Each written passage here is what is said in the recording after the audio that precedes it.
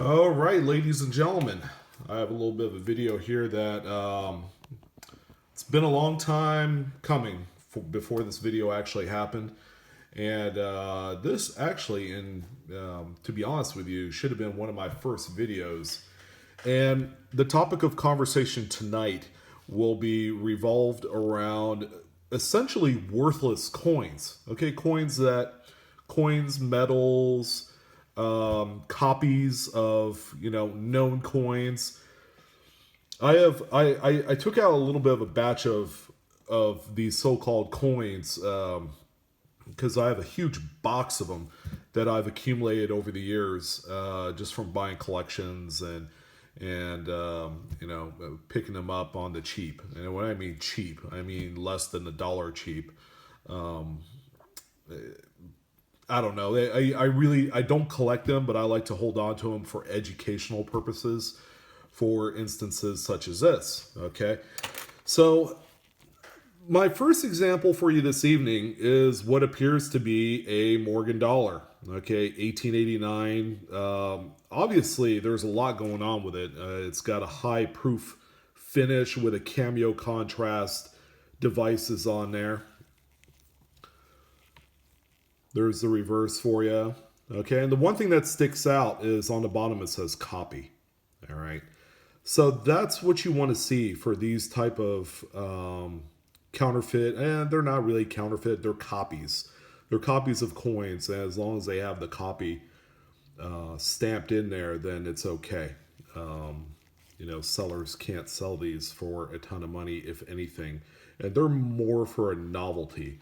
What's pretty neat is on the reverse here, you can actually see the little CC for Carson City. The 1889 CC is actually one of the tougher dates to locate in a CC, and they're very expensive. I have one, albeit not in very good condition, and I don't mean this thing right here. A metal, that's what I call this, a metal that appears to be silver really isn't, and it's simply a copper with a silver plate over it. You should not be paying anything more than $1 or $2 for this, and if you do have them, you pretty much just want to donate those. So that's the first one here for you. And a lot of these, some of you have probably come across either these coins or coins similar to that. So next off here, you guys have seen the wooden nickels. Traditionally, these are given away at like coin club meetings, at coin shows.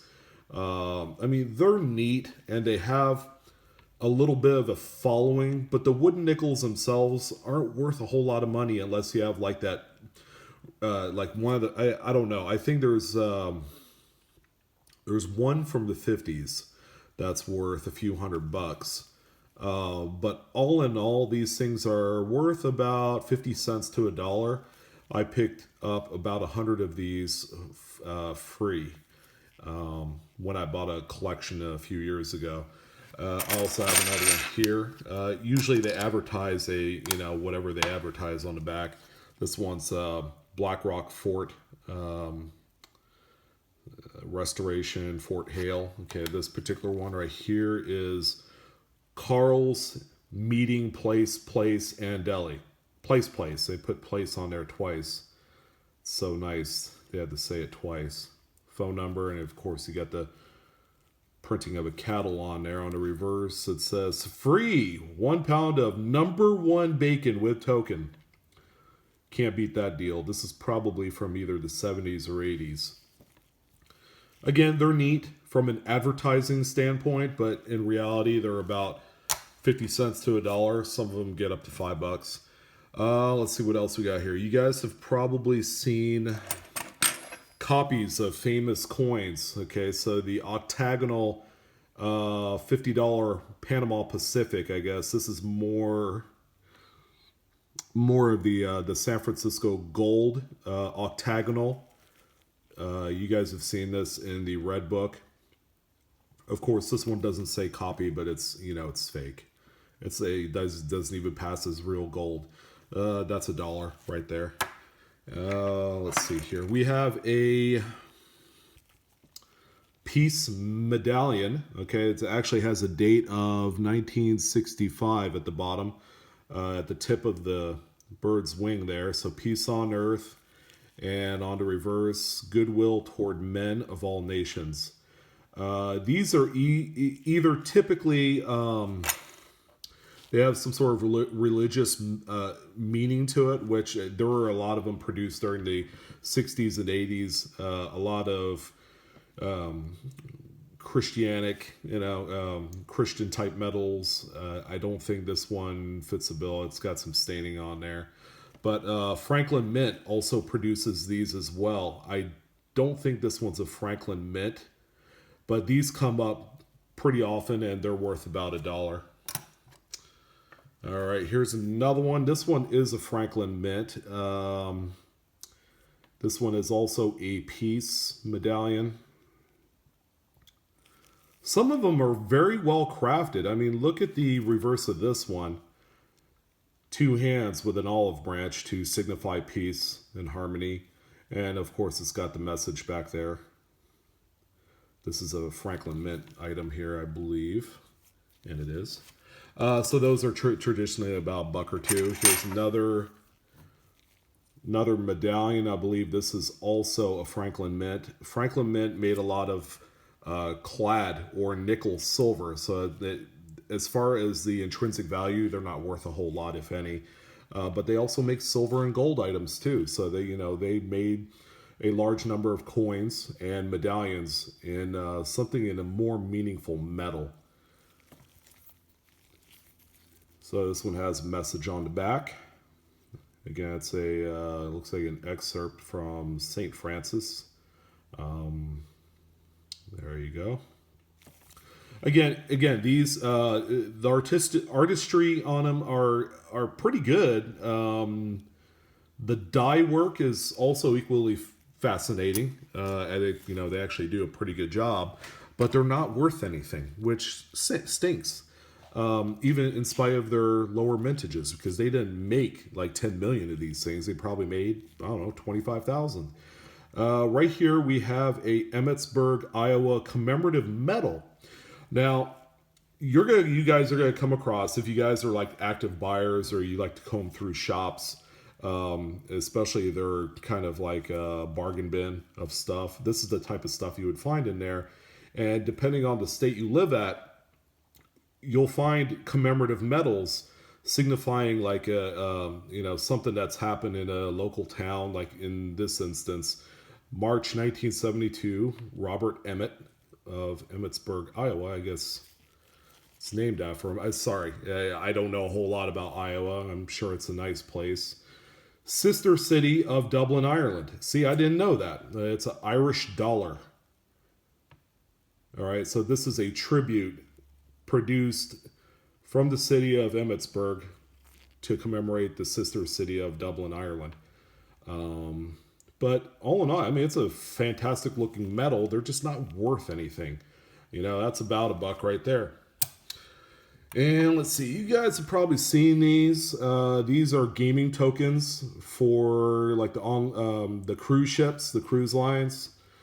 Princess Cruises, they'll give away some of these. This has a 25-cent face value. And this one is for Norwegian Cruise Lines. I come across these pretty regularly, and they're not worth spit. I wouldn't even sell them. I would give them away or donate them. Not a knock against the cruise line, of course. It's just, it is what it is. Now, I'm cool with commemorating presidents, but when it's overdone and the engraving looks as horrible as this, when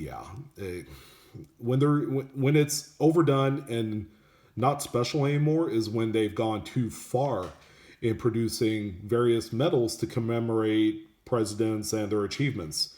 So again, George Washington, first president, 1789 to 1797. Was the length of his term before he passed away. And of course, it's got the message back there. Very, very easy to find.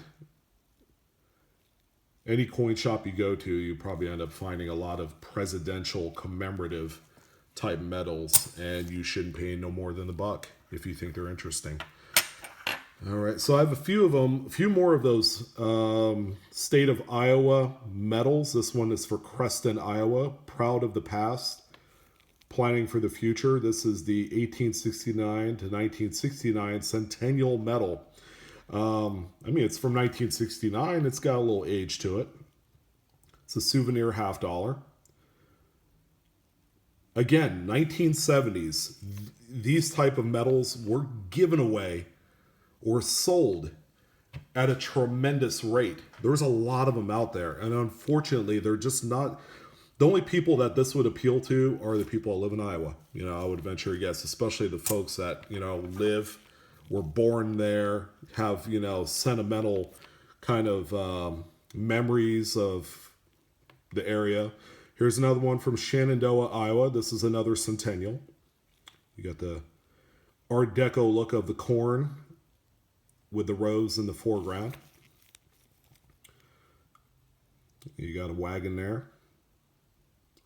Daughter of the Stars. Pretty neat. And I believe I have 2 of these. Yep. Why I brought 2 down is anybody's guess. Here's another Stanton, Iowa.